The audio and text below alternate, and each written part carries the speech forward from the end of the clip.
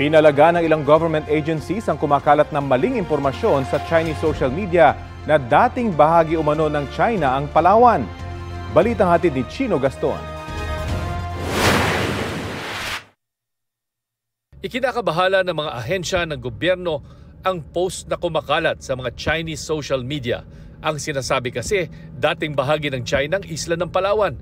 Ayon pa sa post, dati raw tinawag ang isla na Zhanghe Island. Ipinangalan sa isang Chinese explorer na naglakbay sa Asia mula 14th hanggang 15th centuries.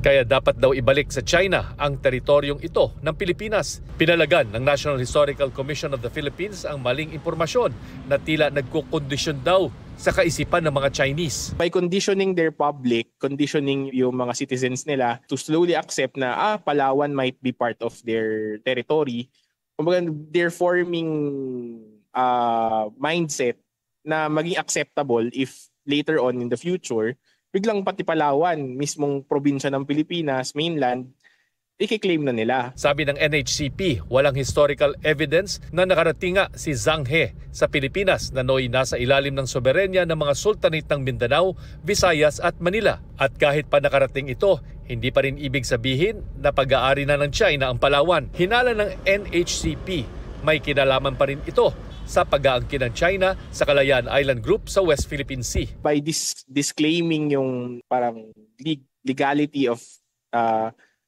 Palawan as part of the Philippines, tinatry nilang tanggalan tayo ng upuan sa basis to claim yung mga territories natin in the West Philippine Sea.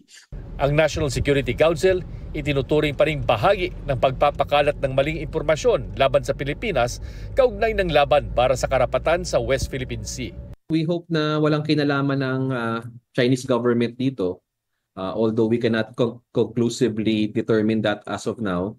Ang masasabi lang natin is it is not coming from official Chinese sources. Hininga namin ng komento ang Chinese Embassy tungkol sa issue pero hindi pa sila sumasagot sa aming katanungan.